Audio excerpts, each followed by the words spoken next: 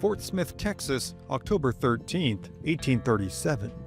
In the crisp autumn air, the acrid aroma of burnt coffee beans hangs like a morning fog, mixed with the pungent, ever-present smell of livestock, manure, and campfire smoke.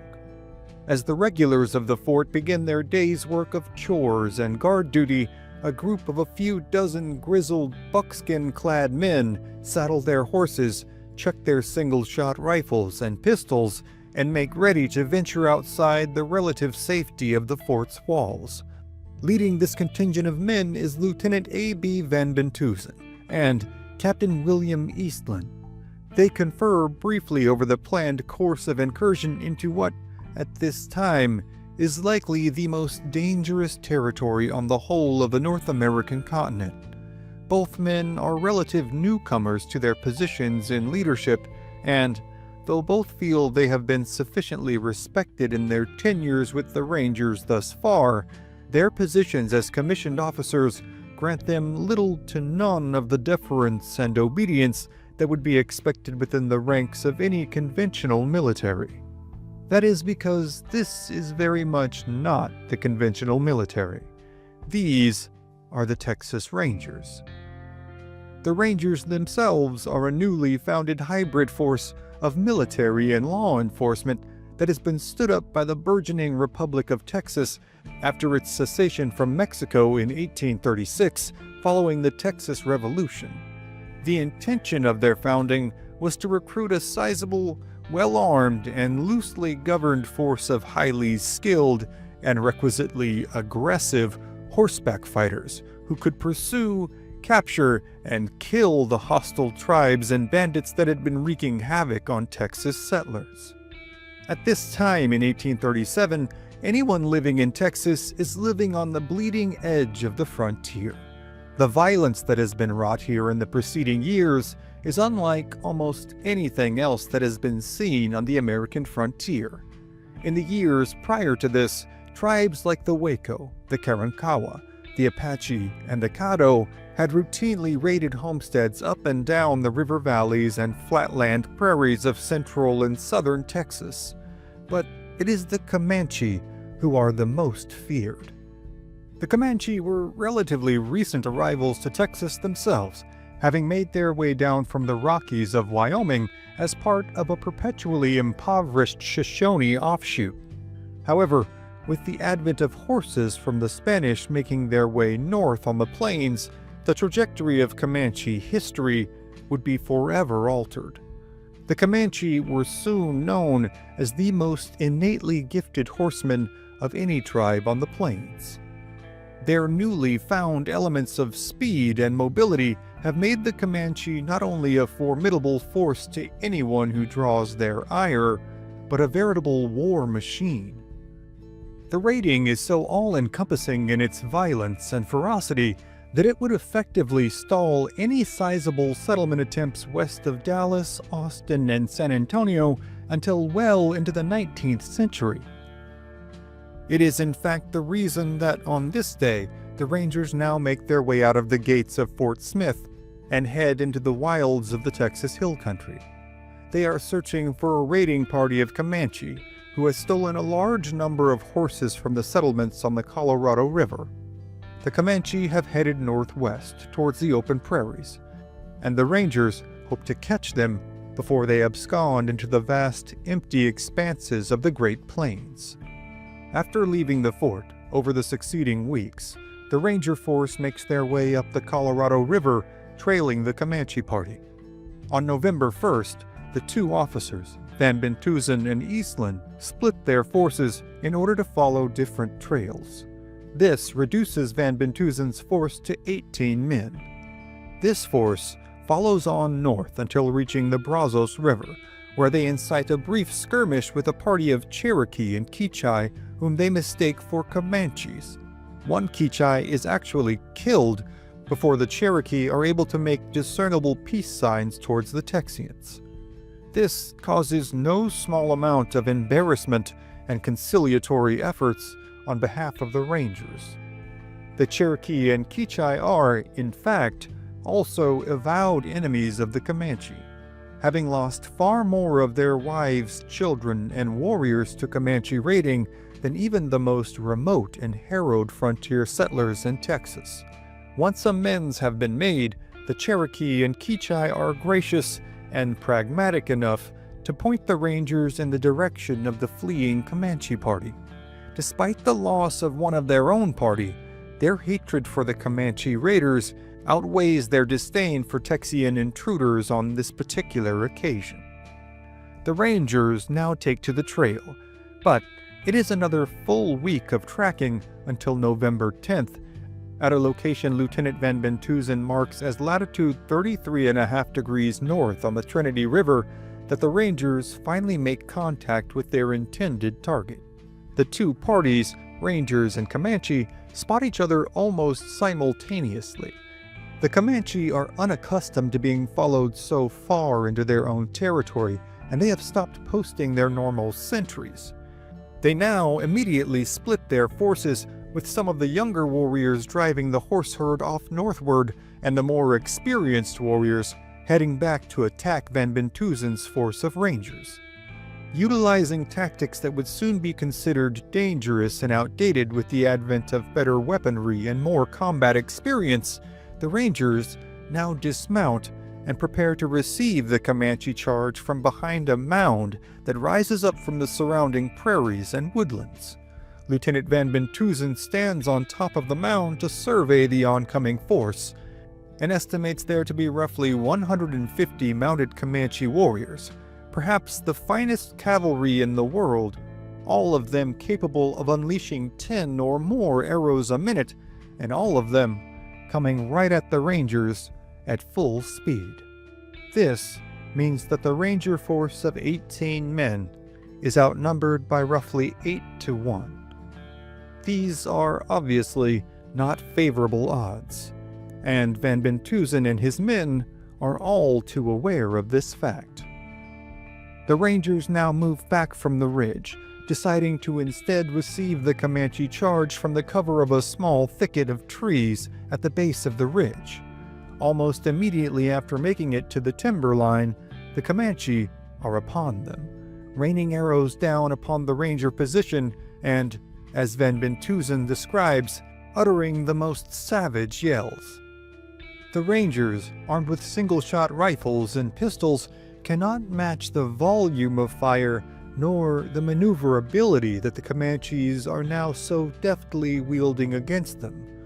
For over 2 hours, the fight rages on, with the intermittent attacks nearly overrunning the Texians several times.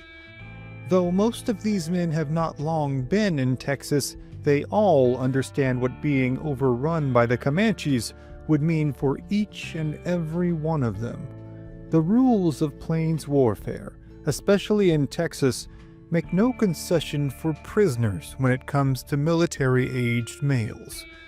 Should the Rangers be overrun here, any who are not killed outright will likely be slowly, sadistically tortured to death underneath the looming Texas sun. Even in these early iterations of Texas history, every hamlet, homestead, and burgeoning city had been inundated with tales of Comanche victims being burned, skinned, eviscerated, and emasculated, all while still alive. Every man amongst the Rangers has heard many such tales, and now it takes all of their willpower not to ruminate on those terrible stories and to concentrate on the Comanche warriors in front of them. To add to the already terrifying nature of the battle, most of the fighting takes place with the Comanche warriors and the Rangers within 15 to 20 feet of each other. Throughout the afternoon, the Comanche unleash intermittent charges, attempting to overrun the Rangers' position. Every time they do so, the air is filled with the war cries of the warriors, the yelling of the Ranger commander, the din of gunfire, and, increasingly, the screams of the grievously wounded. 4 Rangers and 6 horses are killed in the initial fighting, as the Comanche exact a heavy toll on the small force. The Comanche, intent on carrying on with the battle, are fighting under the leadership of an unidentified chief, and though the Rangers do not know his name, his bravery and his influence on his warriors is as sure and apparent as any war chief they have ever seen. Into the late afternoon, the Rangers do all they can to bring this man down, but to no avail. Finally, though, not long before the sun begins to set, a Texian bullet manages to find its target, and the chief tumbles from his mount, dead. In Comanche warfare, this is not just a tactical loss, but a spiritual condemnation as well. They believe the chief's medicine, or puha, has somehow been compromised, indicating that the metaphysical powers that they rely upon are no longer working in their favor. The Comanche warriors now instantly retreat over a ridge and out of sight, leaving the Rangers under the impression that the battle is finally over. But it is not. After about 15 minutes, another Comanche charge barrels over the ridge at full speed. The Rangers, who have been tending to their wounded and making ready to retreat, again take up their defensive positions within the cluster of trees. A new chief is now leading the Comanche, and this attack, as before, comes head-on at the Rangers as they hunker down and do their best to return fire. Suddenly, though, one of the Texians notices a thick layer of smoke rapidly enveloping their small force. After a brief, frantic look around, the source of the smoke is discovered. The Comanche have lit a giant ring of fire around the wooded area, intent on either smoking out the Rangers or watching them burn alive. Left with these two options, Van Bentuzen now orders his men into a headlong attack on the Comanche. They are on foot, against a mounted enemy force, and all of them know that their chances of survival are virtually non-existent. But they also know they have no better option. And so, resolved to their fates, the Rangers charge out of the tree line, kneeling to fire and then reloading on the move as arrows fly all around them and the fire rages larger and larger, looming ever closer. This short but incredibly violent charge lasts roughly 10 minutes and leaves 6 more Rangers dead. The tactic does, however, drive the Comanches into another retreat. This leaves a brief but sufficient gap in time in which the Rangers manage to collect their wounded and make their escape on foot to the Sabine River. A full 58 days after they have ridden out of Fort Smith, Lieutenant Van Bentuzen's Ranger force, now just 8 men strong, straggles their way back into Fort Smith. They have been lucky to survive, and they all know it. It will be several more years and many more lives lost before the Rangers will learn how to effectively fight mounted Comanche forces in open territory. Until then, fights like this will happen countless times, often with no Ranger survivors. But the many tales of the decades-long war between the Texas Rangers and the feared, mighty Comanche are for tonight, other stories for other times.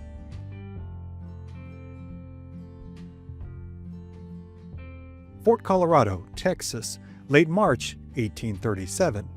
As a full moon illuminates the hill country and prairie lands around them, a small contingent of Texas Rangers while away the cool spring evening ensconced in conversation, card games, and the whine of a fiddle played by Ranger Noah Smithwick.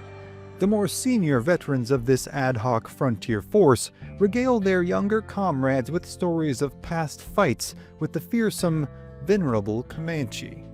The Rangers' very existence and their presence at this fort located in what is now southeast Austin is the product of Texas's ongoing fight against the ruling lords of the southern plains. The Comanche have spent the previous century clearing nearly the whole of Texas of any peoples who sought to oppose their claims to these lands. It had first been the Apache, then the Spanish, then the Mexicans, who had suffered the brunt of Comanche raiding and warfare. Innumerable times in just the preceding few years, entire families had been laid waste to, the men killed outright or subjected to vicious torture killings, and the women and children taken prisoner and oftentimes either killed themselves or subjugated to a life of slavery. The Comanche, once a downtrodden people relegated to the hinterlands of the northern Rockies, had risen to prominence with the acquisition of the horse in the 17th century. Though many tribes had been the beneficiaries of the diaspora of horses onto the open plains following the Pueblo Revolt of 1680, it was the Comanche in particular who had taken to the animal with a seemingly intrinsic, inexplicable ease. Their penchant for horsemanship and their capabilities as a mounting and raiding warfare machine had rapidly become the stuff of gruesome folklore across all of Texas. And for generations now, military forces, including the likes of the Spanish and the Mexican army, had tried and failed to stem the tide of Comanche violence. The Texas Rangers had officially been formed in 1823 by Stephen F. Austin, the eventual namesake of the now capital city. He hoped that the quote-unquote ranging companies could provide both a territorial patrol and a sort of quick reaction force to respond to raiding in the area. In the ensuing 14 years, the Rangers have met with varying degrees of success and faced numerous setbacks and challenges in regards to both manning and arming their forces. At this point in 1837, just after the Texas Revolution, the entirety of the Texas frontier comprises the very bleeding edge of westward expansion. The pay for a prospective ranger is low, and the likelihood of a grisly demise at the hands of his enemy is comparatively high. They are armed with single-shot rifles and pistols, facing an enemy that is capable of unleashing several arrows a minute from a rapidly oncoming cavalry charge. Still, though they have at times seen casualty rates as high as 50%, the Rangers have proven thus far to be the only consistently, even marginally effective force fighting the Comanche. For their parts, these men inside Fort Colorado largely count themselves fortunate to have found such a vigorous, violent profession. However, on this night, most of them have resigned themselves to a restful, placid evening. But just as some of the men are about to turn in for the night, one of the Rangers on guard duty spots the flickering light of a campfire a few miles west up the Colorado River, on a high knoll overlooking a popular crossing spot near today's Lamar Boulevard. This, to say the least, is an unusual sighting. In such hostile territory, travelers of any kind, be they native, Texan, American, or Mexican, generally avoided illuminating their positions with campfires, as doing so oftentimes invited an ambush from the dreaded Comanche. However, as the Ranger studies the spectacle longer, he begins to see shadowy figures dancing back and forth in the flickering light. He reports his findings, and many among the men concur that the only party of warriors who would be so bold as to strike a campfire in the middle of Comanche territory would be the Comanche themselves. Even from afar, it is clear that this band of warriors is unconcerned with their own safety, believing themselves to be all but untouchable inside the confines of their rightful domain. Now, the conversation amongst the Rangers shifts to whether or not an immediate attack should be made.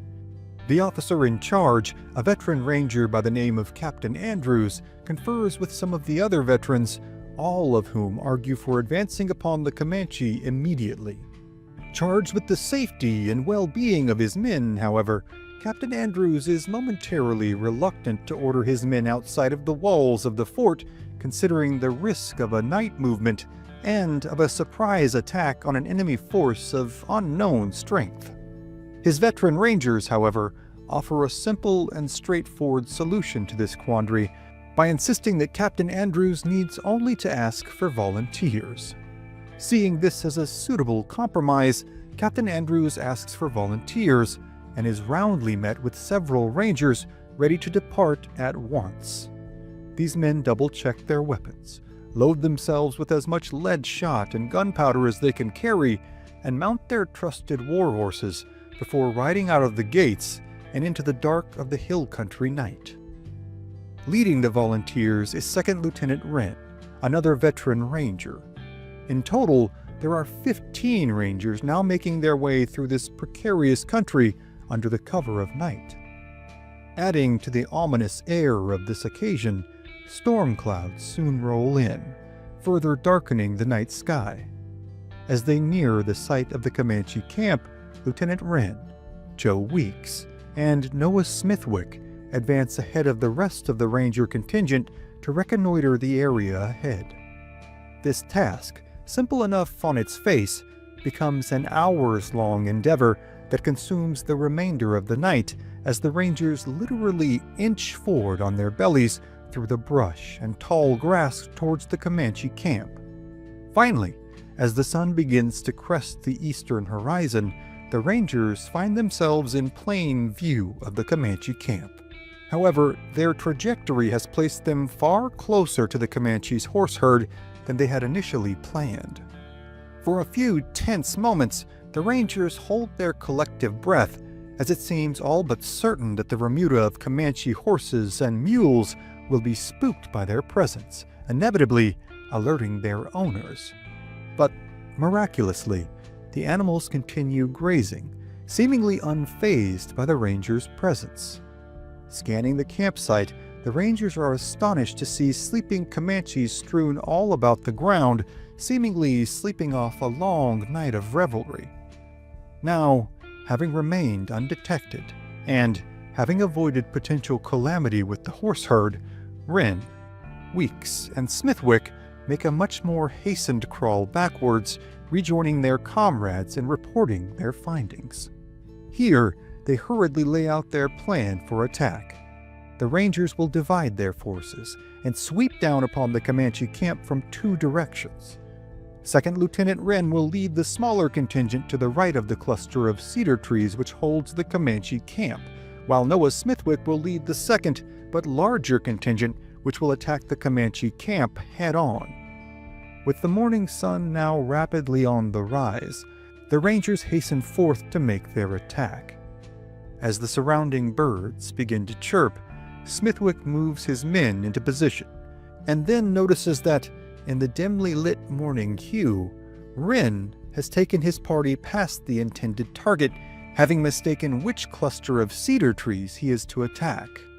With no means to communicate with his commanding officer, Smithwick knows that the only course of action now is to carry forward with the assault.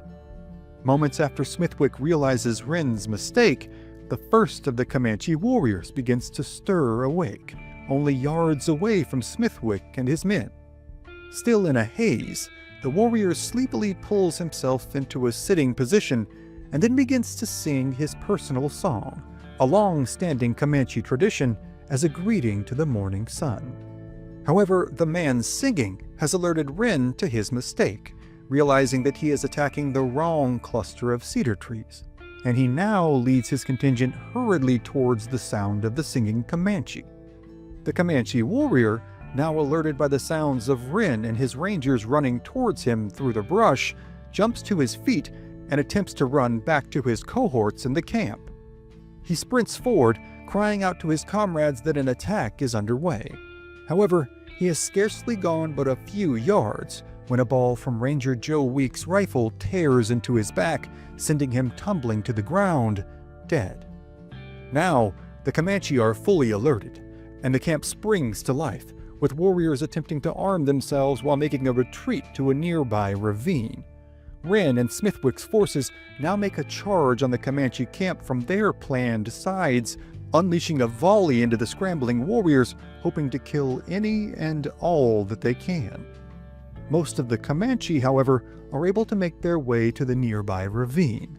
From here, they begin to mount a counterattack of their own, pouring in arrows and bullets amongst the Rangers. A vicious battle ensues, with the Rangers taking cover and making repeated charges upon the Comanche in the ravine. On one of these charges, a Comanche bullet strikes the young Private Philip Martin in the head, killing him instantly. The Rangers, incensed at having incurred the loss of a much-liked young man, redouble their efforts to finish off the Comanche in the ravine. The fight continues on, but soon the Comanche are able to slip away from the ravine and disappear into the cedar breaks.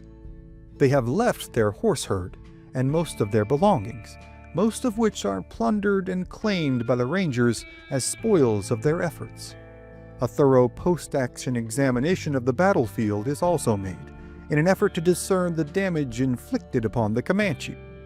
As far as either Wren or Smithwick can tell, the first Comanche warrior to awaken and be fired upon had surely died where he had fallen. In his recollection, Smithwick recalls specifically that, in his charge toward the camp, he had stepped over the body of the fallen warrior, lying lifeless on the ground. But after the battle, the warrior's body is nowhere to be found. The body of Philip Martin is lashed to his horse, and the party somberly make their way eastward, back down the Colorado River, and into the confines of Fort Colorado. Here, Philip Martin is laid to rest with honors, alongside the body of a private who had been killed months earlier by an accidental rifle discharge. The Rangers will go on to refine their techniques and tactics in combating the Comanche, and the Comanche, for decades to come, will assert their dominance over the whole of central and northern Texas via vicious warfare and raiding. In the annals of the history of the conflict between the Rangers and the Comanche, this conflict, however minor, is indicative of the all-too-common succession of events that would occur countless times across the Texas frontier. For their parts, many of the men serving at Fort Colorado will go on to fulfill and even extend their enlistments with the Rangers, continuing on to legendary careers on the violent expanses of the Texas frontier, as well as in the brutal fighting of the Mexican-American War. Noah Smithwick would go on to pen an autobiography that is regarded as one of the most comprehensive accounts of early Ranger life left by one of their own. It is replete with tales of conflict, camaraderie, violence, and vengeance, and is an invaluable resource for anyone interested in further reading on this fascinating, often overlooked era in history. But the many tales of Noah Smithwick, as well as his fellow Rangers, and the mighty, fearsome Comanche warriors with whom they fought, are, for tonight, other stories for other times. Central Texas, 1838. As a local farmer known simply as Mr. Neal busies himself with his morning chores, he wearily wipes the sweat from his brow and decides that he must soon take a break from the oncoming heat of the day. But, of course, he reasons to himself, the seemingly endless list of chores to be done around the farm must be done, and they will not complete themselves. This internal debate, though, is soon brought to a screeching halt, as Neal suddenly detects the faint but certain rumblings of the most dreaded sound on the Texas frontier, the hoofbeats and war cries of an approaching Comanche raiding party. In an instant, Mr. Neal begins to run, fleeing for the relative safety of his cabin a few hundred yards away. But it is already too late. In what seems like mere seconds, the Comanche party, painted black and wielding 14-foot lances, are swarming all around him, jeering and mocking the elderly man's final efforts to run to his home. After thoroughly degrading and terrifying Mr. Neal, he is finally cut down, though his death is neither swift nor painless. Meanwhile, unaware of these tragic events back home, Neal's son, Claiborne Neal, a young man in his early 20s, accompanies a small group of Texas Rangers on a mission to resupply a nearby fort which has run out of ammunition, food, and potable water. The young man and another local volunteer named John Hughes drive a 2-horse wagon, while the 3 Rangers, Jesse Bailey, David Farmer, and Aaron Collins ride alongside them, scanning the countryside for signs of danger. To the young volunteers in Neal and Hughes, this is an opportunity to be relished. Even in these early iterations of Texas history, the Texas Rangers are held in awe by young men throughout the frontier settlements. To many a young farm boy, they are heroic figures, the sole military force capable of pushing back against the torrent of violent raiding the Comanches have wrought upon the surrounding areas for months now. Of course, the truth of the matter is, though the Rangers are indeed brave, capable men, they are also composed of men who are not the genteel, gallant figures portrayed in local folklore, but mean-eyed, cold-blooded killers. While many Rangers will rightfully be remembered as gentlemen amongst their contemporary company in the confines of larger cities, on the Texas frontier, there is little room for either fear or empathy. Their nature of warfare was, increasingly, less and less informed by Western concepts of traditional warfare, and influenced more by the most successful military force in Texas, the Comanche. Winning in combat on the Texas frontier requires a willingness to not only outmaneuver and outshoot an enemy force, but to out-brutalize them. This means tracking the Comanche deep into their territories in the hill country and onto the wide open plains, and, often, killing and capturing combatants and non-combatants alike, including men, women, and children. Those without the willingness and ability to engage in this kind of combat either soon retire or are soon dead. Still, the life of adventure and daring that the Rangers seem to promise is all too alluring to the young farm boys, and now, as they rattle along in the wagon, leaving shallow, parallel tracks in the grass, they consider themselves to be uncommonly lucky. However, that illusion is soon shattered. As they approach a section of post oak trees, the countryside around them seems to suddenly explode in a cyclone of violence.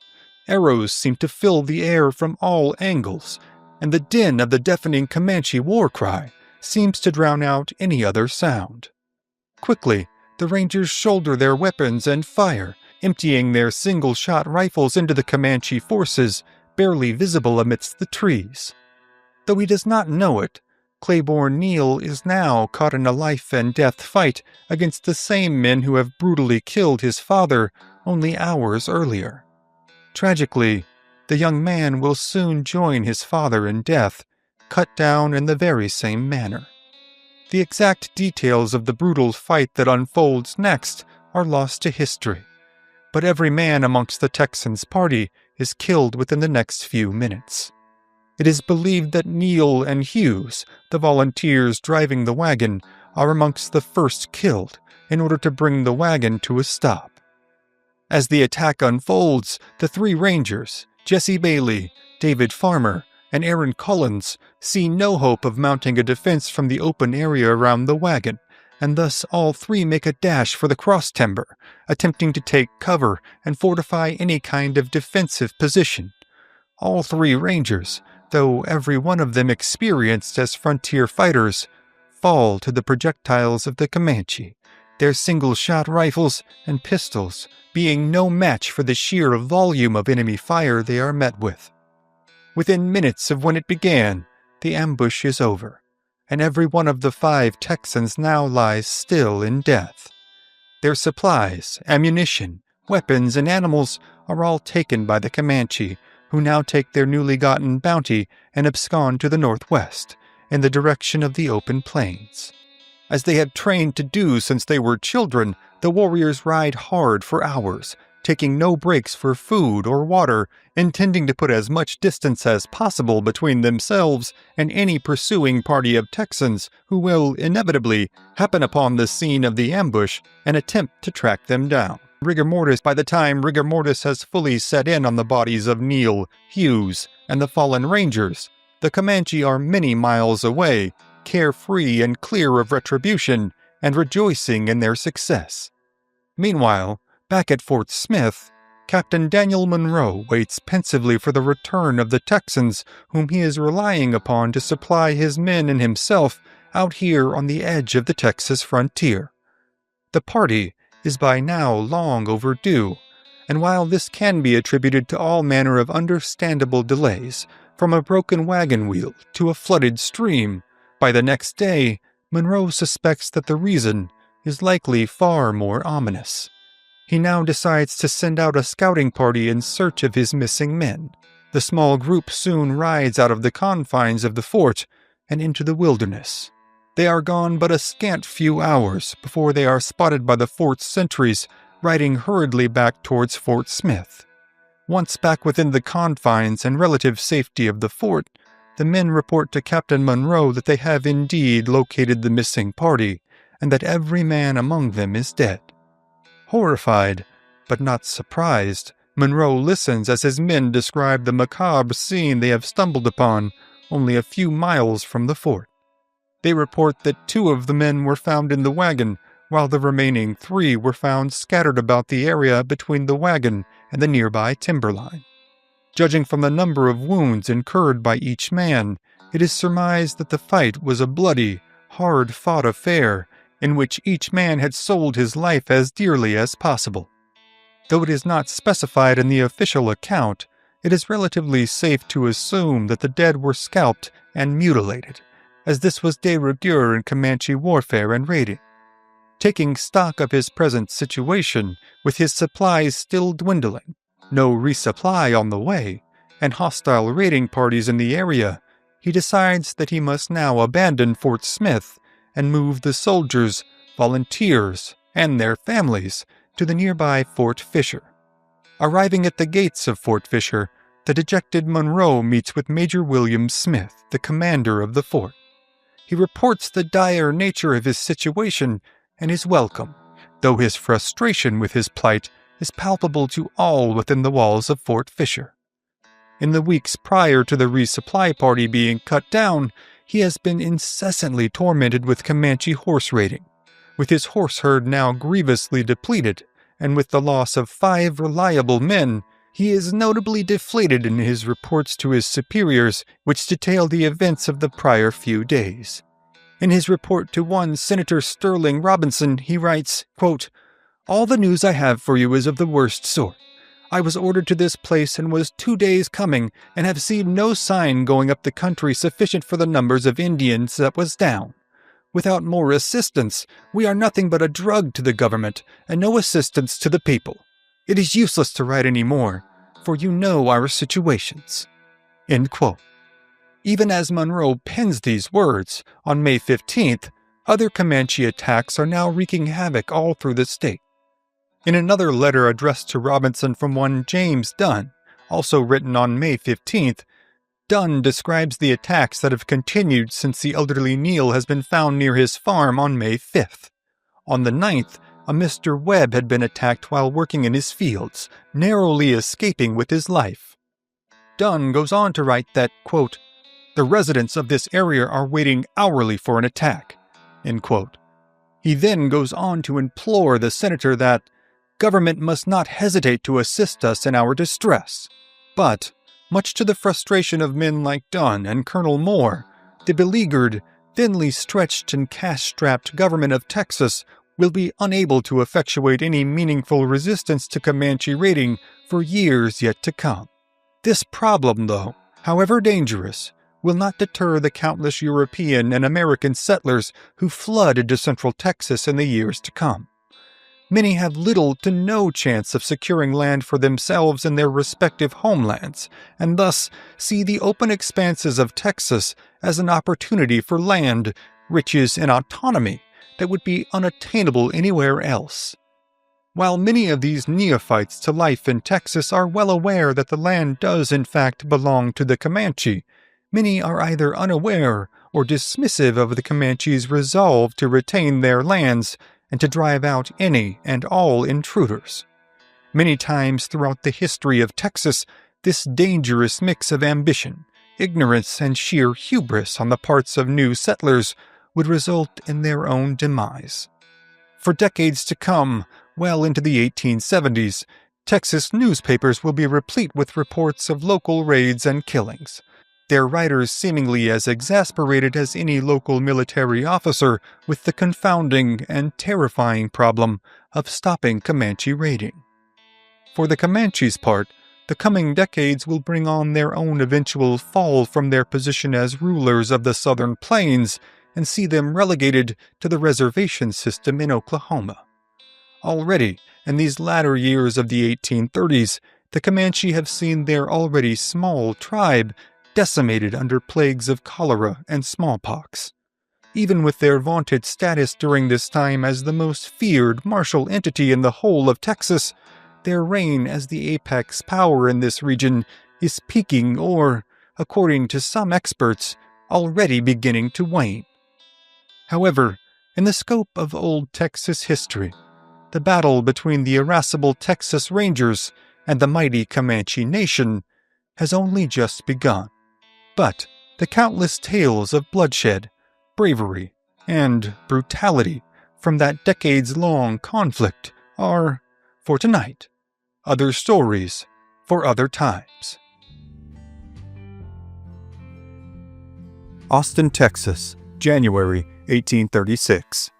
Roughly 10 miles east of the burgeoning city, near a stretch of cedar and open prairie on the Colorado River known as Hornsby's Bend, a group of Texas Rangers pull their horses to a stop as the sun begins to set. They are hungry, cold, and tired after a long day of patrolling the surrounding areas for the dreaded Comanche raiding parties that hold virtually all of central Texas in terror. The days prior have been stormy, rainy, and frigid. All among them are looking for a good meal and a good night's rest. But just as the men are settling into their camp, they hear a faint cry in the distance. Every man among them strains their eyes to the east, searching for any sign of movement in the fading twilight. Then, suddenly, a young woman, her tattered clothes barely hanging on to her bruised and battered body, and weeping in distress, crawls over the banks of the river only yards away from the camp. She is so distraught, stricken with equal parts grief, terror, and relief, that she cannot speak. She merely crawls towards the Rangers as the Rangers rush out to meet her and carry her back to camp. For several minutes, the young woman sobs uncontrollably, unable to give the Rangers even her name. Finally, after several long minutes, she manages, in between long, panicked breaths, to tell the Rangers who she is and how she came to be here. Her name is Mrs. Hibbins. A few days prior, she had been traveling with her husband, her brother, and her 2 small children up the Guadalupe River, some 40 miles away, to their homestead near Gonzales. They had been not far from their destination when they were attacked by a roving band of Comanche warriors. Her husband and brother had been killed, and herself and her 2 young children had been taken captive. This was the norm for Comanche raiding, as any fighting-age male would either be killed outright or tortured to death as punishment for their incursion on Comanche lands. The women and children would often be taken prisoner. The Comanche, a relatively small tribe in numbers, were particularly receptive to the adoption of new members into their tribe, be they from other tribes or of Texan or Mexican origin. This, however, did not mean that captives were treated kindly or even humanely. Assaults of all kinds were regular and expected amongst female captives. Adult women were often forced into servitude, acting as equal parts laborer and concubine to their captor and his family. They could, eventually, be adopted into the tribe and even marry and raise families of their own, though their initiations into tribal society often came at the end of lengthy periods of subjugation and abuse. Children, in large part, would be adopted into Comanche families, often seen as recompense or replacement for sons and daughters lost to warfare and disease. After the initial torturous ordeal of their capture and subsequent days of hard riding, where they would be subject to severe thirst, hunger, and sunburn, the child would eventually be accepted as a full-fledged member of the tribe, eligible for the highest status as a warrior or a wife. Mrs. Hibbins was undoubtedly aware of these practices, as tales of Comanche captives had flooded the area in recent months, alongside the dispatches reporting on the movements and engagements of Santa Anna's army. She had been unable to quiet her youngest, only an infant, and after several hours of travel, an annoyed Comanche warrior had simply snatched the child from her arms and summarily executed him right in front of her. Seeing no other means of saving her other child, she had left him in camp as she slipped away into the night and attempted to make her way to Austin in search of help. She had scrambled through the prairies under the cover of night until she had reached the Colorado River, then made her way west towards Austin, knowing all the while that should she be recaptured, she would surely be killed. Now, despite her overwhelming grief, the young mother conveys her sole concern: the safety and recovery of her only remaining child. She describes, in granular detail, her child's physical appearance, the mule that he is riding, and the last known location of the Comanche camp, in a cedar brake not far from Austin. While a few of the younger rangers remain in camp in order to care for the emotionally and physically drained Mrs. Hibbins, the remainder now hurriedly resaddle their horses and take to the trail in search of the Comanche camp. After traveling along the Colorado River to find a suitable crossing spot, the rangers wait until first light, and then hastily make their way across the river and into the cedar-strewn hills outside of Austin. Among this pursuing party of rangers is a young Texan named Noah Smithwick. Though still in his early 20s, he has garnered considerable respect and esteem already for his deeds in battle against the Comanche. Even his early time with the Rangers has provided him with a thorough, invaluable understanding of Comanche tactics and strategies, and he believes that the Comanche will likely still be in the area and that a rescue of Mrs. Hibbins' young son may indeed be possible. The following is an excerpt from his personal account of the events that occur next, as the Rangers make their pursuit of the raiding party. Quote, "As soon as it was light enough, our scouts were out and soon found the trail, fresh and well-defined, as if the marauders were exercising neither haste nor caution in their retreat, having no doubt spent a good portion of the previous day in a fruitless search for their escaped prisoner. They did not seem to be at all alarmed as to the consequences of her escape, and it was about 10 o'clock in the morning when we came upon them, just as they were preparing to break camp. Taken completely by surprise, they broke for the shelter of a cedar brake, leaving everything except the weapons that they hastily snatched as they started. I was riding a fleet horse, which, becoming excited, carried me right in among the fleeing savages, one of whom jumped behind a tree and fired on me with a musket, fortunately missing his aim. Unable to control my horse, I jumped off him and gave chase to my assailant on foot, knowing his gun was empty. I fired on him and had the satisfaction of seeing him fall. My blood was up, and leaving him for dead, I ran on, loading my rifle as I ran, hoping to bring down another. As Smithwick charges forward, his hat is knocked off of his head by a low-hanging branch. With the fight now raging in the confines of the cedar brake, a fellow ranger mistakes Smithwick, with his dark hair and bare head, for a Comanche warrior. Within milliseconds, the ranger has Smithwick's form fully within the iron sights of his rifle. A disastrous friendly fire incident is only avoided at the last moment, when another ranger recognizes Smithwick and physically pushes the barrel of the ranger who is about to unwittingly shoot him into the dirt. Meanwhile, the warrior whom Smithwick has shot and presumed dead is, in fact, very much still alive and very much still dangerous. As Ranger Captain John Tumlinson fires on the scattering Comanche force from atop his horse, the wounded Comanche warrior manages to load a final shot into his rifle and fire upon him. The shot narrowly misses Tumlinson, instead striking and killing his horse. As the ranger captain struggles to free himself from underneath the body of his freshly killed mount, another ranger named Conrad Rohrer manages to wrench the weapon from the warrior's hands and kill the wounded man with several vicious blows to the head. At the same time, across the campsite, the Comanche have managed to hurriedly wrap the Hibbins boy in a large buffalo robe and set him atop a different mule from the one he had been riding. Now, as the din and chaos of the battle reigns all around, the mule with the captive boy on its back makes a mad dash to follow along with the remainder of the fleeing Comanche. Conrad Rohrer and another ranger, their blood hot from the fight, now break off in pursuit of the retreating party. At the rear of this party rides the young, terrified Hibbins.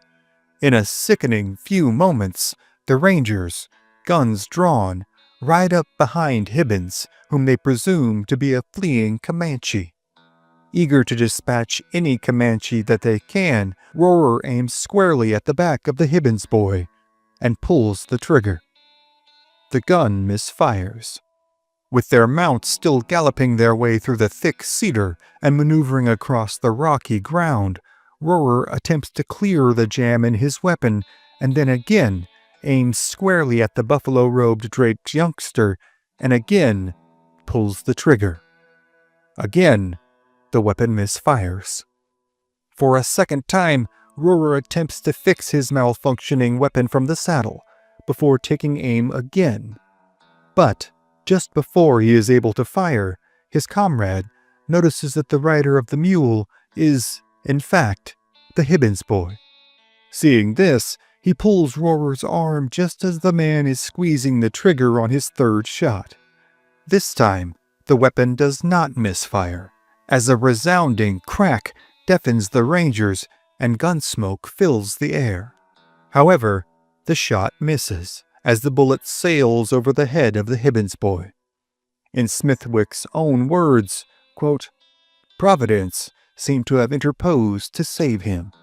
The rangers pull the mule to a halt, and, despite having skirted disaster, their mission is complete. The remaining Comanche are left to recede into the west of the hill country, as the rangers convene to take stock of the damage done and concur on their next course of action. It is quickly decided that they will make the 10-mile trek to Austin in order to return the likely traumatized child to his much aggrieved mother. But first, there is the grisly business of harvesting what the rangers hold as their rightful war trophies. In the expanses of the Texas frontier, even in these early iterations of their existence, the rangers have learned quickly to adapt and adopt many of the same tactics, strategies, and customs of their avowed enemies. In the Comanche culture, it is held that a warrior is rightly entitled to the scalp of any foe that he has slain. In a culture dependent on hunting, raiding, and warfare, these trophies were not merely symbols of spite or superiority, but social currency, a testament to a warrior's deeds in a land where martial prowess was, largely, the only thing that mattered. In a twist of irony that is all too common in the history of warfare, the culture of the Rangers, molded by the same environment, as well as their own experiences and personal animus, was shaped much by the very same sentiments. Thus, by 1836, the taking of scalps has become commonplace amongst their ranks. Noah Smithwick, having shot and killed one of the warriors himself, is pressed upon by the others to take his rightful trophy.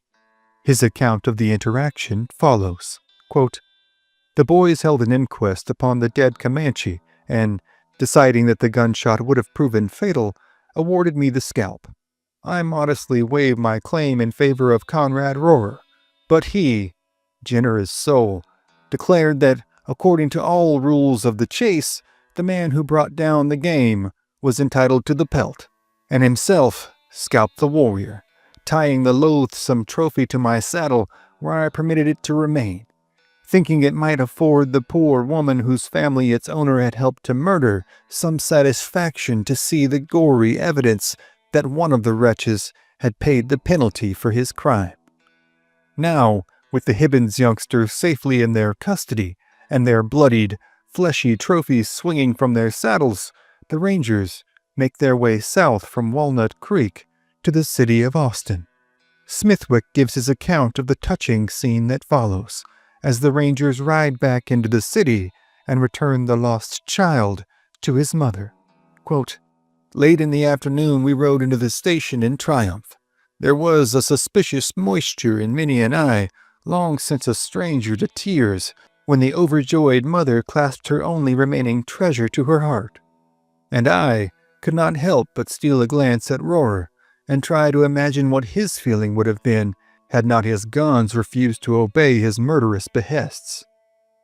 At first, the child is too overwhelmed with grief and exhaustion to even recognize his own mother.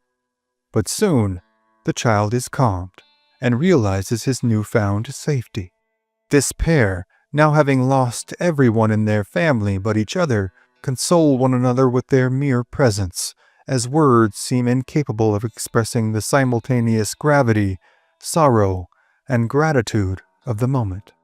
However horrific, this scene is not at all rare on the Texas frontier. Even in this year of 1836, in the midst of the Texas Revolution, and only months before the events of the Battle of the Alamo, the greatest threat to most settlers in Texas is not General Santa Anna and the Mexican army, but the mighty, often seemingly unconquerable Comanche. Though the Rangers have succeeded in retrieving the young hostage and in rescuing his mother, instances of such victories have proven exceedingly rare in previous years.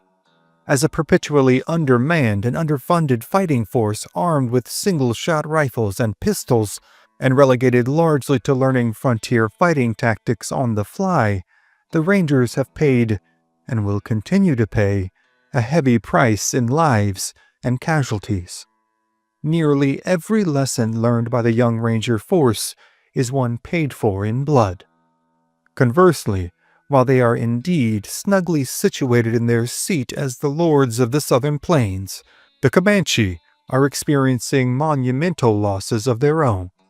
During the 1830s, large swaths of the tribe are decimated by smallpox. The Comanche, unable to deduce the source of the dreaded disease, would see thousands of their already relatively small tribe perish to the epidemic. The shifting geopolitical forces in Texas would prove another blow to the Comanche at this most inopportune time, as the policies of later Texas governors like Mirabeau Lamar would call not only for a more offensive approach to dealing with the Comanche and other native tribes, but their outright extermination. The Texas Revolution would conclude on April 21st of 1836, and while the bloodshed between Texas and Mexico would cease, the fighting between the Rangers and the Comanche would now only intensify. As their numbers continue to dwindle, the Comanche's resolve to hold onto their expansive territories will only be further steeled. The Texas Rangers will continue to fight not only against Comanche raiders and hill country bandits, but against the Texas government itself, as pleas from Ranger officers for greater supplies of men, ammunition, and weapons would often go unheeded by the cash-strapped administrations. They will be disbanded and subsequently reconvened numerous times in the coming decade, as Texas morphs from republic to official U.S. statehood.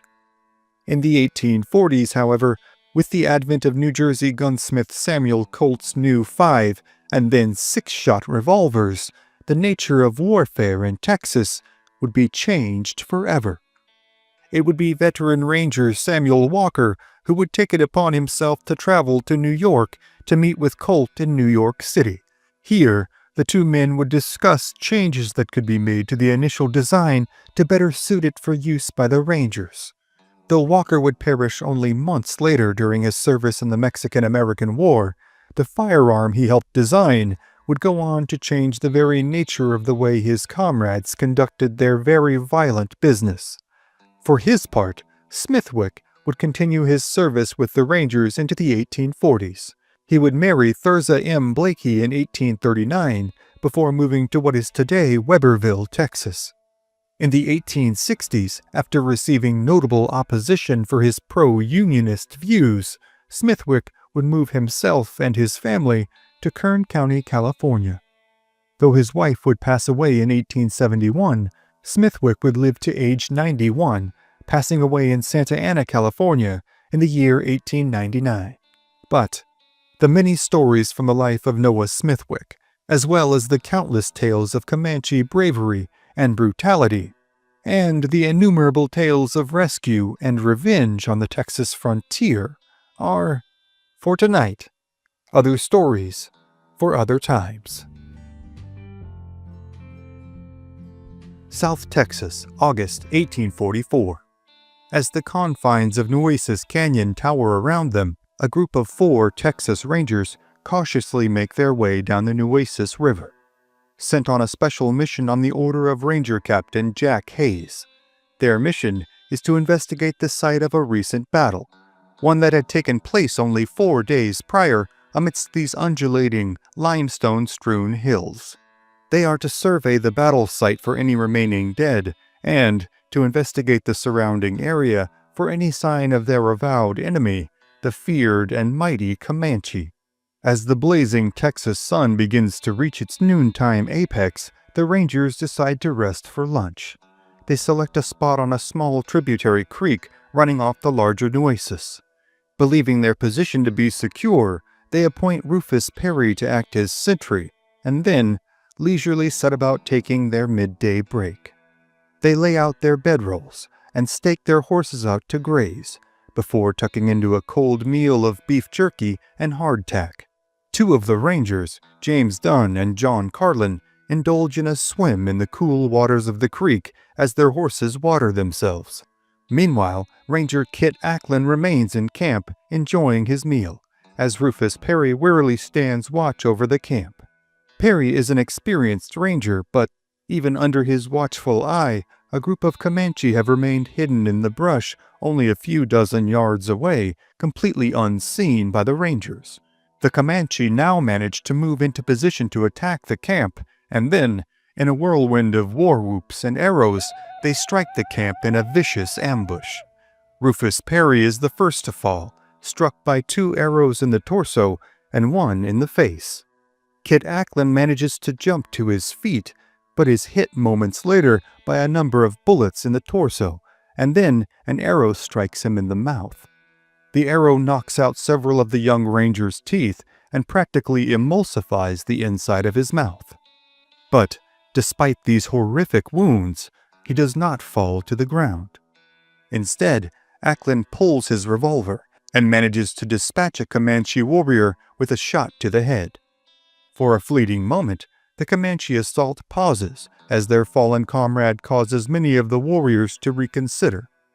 However, seeing the condition of the wounded Rangers, the Comanche soon redouble their efforts, and another charge is made upon the Rangers' position. Acklin again pours a torrent of fire from his revolvers into the attacking force, again falling several Comanche. At the same time, Rufus Perry, despite his grievous wounds, manages to roll onto his side, and from this position, he too pours fire into the oncoming Comanche. With several more dead and dying warriors now lying prostrate upon the rock-strewn ground, the Comanche charge is again momentarily repulsed. Acklin, himself losing a considerable amount of blood from his own wounds, now rushes to the downed Perry. Perry's wounds are so severe that he is unable to rise and walk under his own power. So, the sizable Acklin heaves Perry onto his shoulders and makes a mad dash for the top of the riverbank, where, for reasons inexplicable to Acklin, the remaining 2 members of their ranger party, in Dunn and Carlin, have simply watched the fight unfold thus far. Both rangers are experienced in frontier combat, veterans of countless encounters with the Comanche. The question of why they did not come to their comrades' aid reverberates loudly in the mind of Ackland, and though he knows another Comanche attack is imminent, and that now is likely not the most prudent time to address the subject, he makes his displeasure known to Dunn and Carlin. Dunn and Carlin, for their parts, insist that charging headlong into the fight would have amounted to not only a poor tactical decision, but sheer foolhardiness on their part. Quoting author and former ranger Andrew Soule's later account of the battle in Early Settlers and Indian Fighters in Southwest Texas, quote, "Their plea was that it was useless to make an attempt from their position on the river, and that they knew they would be cut off before reaching their companions. They had stripped off their clothing and were in the water when they heard the fight commence at the camp, and at once came out and mounted their horses without clothing, ready for the fight in case the Indians were too strong and plundering the camp."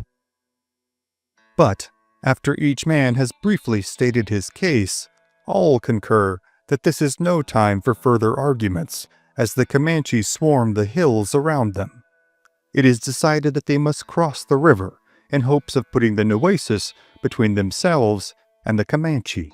With Rufus Perry bleeding profusely, he is carefully laid across the back of one of the horses, and then gingerly led across the river by Dunn and Carlin, leaving a trail of blood and gore behind them as they move through the water. Ackland, now without his horse, then crosses to meet his cohorts, himself leaving a trail of blood as he doggedly swims from one shore to the other. Once across the river, they now confer amongst themselves as to their next move. Perry, unable to load his revolver, asks Dunn to load the weapon for him. Dunn takes the pistol, but before reloading it, decides to scramble to the top of a nearby tree in order to gain a better vantage point of the Comanche. To his horror, he sees a Comanche force several hundred warriors strong, far larger than the Rangers had initially anticipated. He hurriedly descends from the treetop and breathlessly informs his companions of the size and movements of the oncoming Comanche. He exclaims that, quote, "The valley is full of Indians, and a large band of them is coming this way." Seeing no possibility of their tiny, wounded force being able to hold off an attack of this size and scope, it is decided that Dunn and Carlin, the only two Rangers who are uninjured and still with their horses, will make the lengthy, treacherous journey to San Antonio in order to procure reinforcements. The painfully obvious fact amongst the Rangers is that Ackland and Perry, too grievously wounded to make an attempt at retreat, are already effectively dead. Again, quoting from A.J. Soule in Early Settlers and Indian Fighters of Southwest Texas, "We will not judge the actions of these two Rangers too harshly. They said it was useless for them all to get killed. They looked upon Ackland and Perry as already dead, badly wounded and no horses to escape on, and it seemed that there was no chance for the two wounded Rangers left alone on the banks of the clear, beautiful river with a horde of yelling savages on their trail." End quote. Now, left alone and without any hope of escape, Ackland and Perry's minds race to the sickening memories of accounts of those Rangers unfortunate enough to be taken alive by the Comanche out here on the bleeding edges of Texas. Even in these early years of Texas, accounts abounded amongst Rangers and civilians alike of those who had suffered the endless tortures and depredations wrought by the Comanche upon their captives. Many young Rangers had perished after hours of being roasted alive under hot coals while staked out on the dry Texas plains. Many were found mutilated, with their arms, legs, ears, noses, and scalps cut off, often eviscerated and emasculated.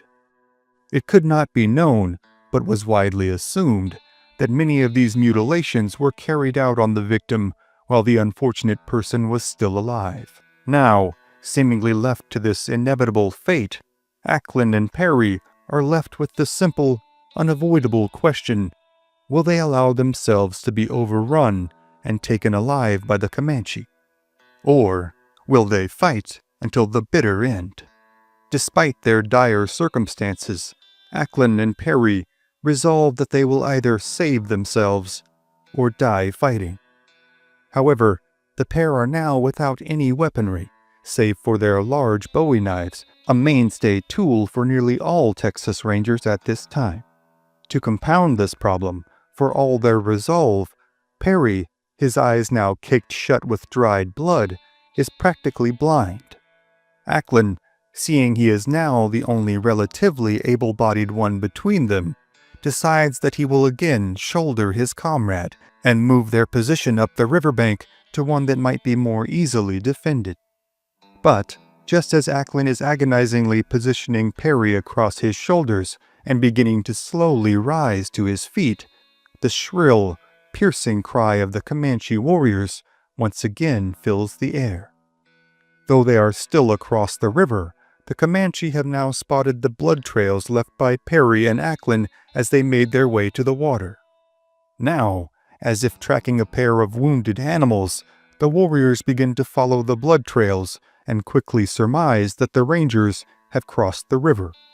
Ackland, his mouth now nearly swollen shut from his own injuries, tells Perry, in words barely audible due to his wounds, that he will attempt to hide him and then attempt to hide himself in hopes of evading the oncoming Comanche. As the Comanche begin to cross the river themselves and precious seconds tick away, Ackland finally manages to strain his way to a standing position under the weight of Perry's nearly lifeless body. Then, taking as much care as possible to conceal their trail, Ackland makes his way upstream. For several minutes, he trudges on. Though both of the wounded Rangers' wounds have stopped bleeding, their compromised state makes any sort of progress seem virtually impossible. But, just as Ackland is ready to crumble to the ground, he spots a large plot of driftwood at the river's edge, covering roughly an acre in which fallen trees have been swept to this spot through various floods. With the Comanche now having crossed the river and rapidly closing the distance between themselves and the Rangers, Ackland gingerly sets his wounded comrade down before hurriedly crawling into the maze of driftwood and then pulling Perry in after him. As Ackland continues this harrowing process of crawling and pulling his wounded comrade along, they both hear the Comanche approaching. Finally, Ackland comes to a halt. In whispered tones, they agree that it is best that they split up, agreeing that if one of them is left undiscovered and able to physically recover, that man will make a run for San Antonio. Both men sense this may very well be the last time that they see each other alive, and with heavy hearts and few words spoken, they firmly shake hands, before Ackland crawls away, hoping to put as much distance between himself and Perry as possible in order to decrease the likelihood of them both being discovered. Ackland makes his way upstream, as Perry hunkers down where he is, unable to do more than listen, as the war cries of the Comanche fade. For a few ominous minutes, it seems to Perry that they have fallen into silence and perhaps abandoned their pursuit. Then he hears the whispers. Weary of the Rangers' firepower, the Comanche now attempt to approach their quarry as stealthily as possible, believing them to be cornered somewhere in this driftwood thicket. Still unable to see through the dried blood that cakes his eyes shut, Perry can only listen as the muffled voices and plodding footsteps draw nearer and nearer to him.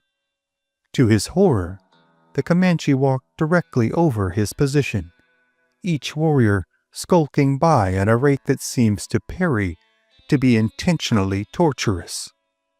Still, he remains silent, and, miraculously, is left undiscovered as the Comanche continue their way across the thicket and further upstream. Though greatly relieved that the Comanche have passed him over, Perry's thoughts now center on his concern for his comrade Ackland, whose trail the Comanche have surely followed. All he can do now, though, is listen intently for the resumption of the Comanche's louder war cries, indicating that they have discovered Ackland. However, after a sickening few minutes of waiting and listening, Perry hears nothing.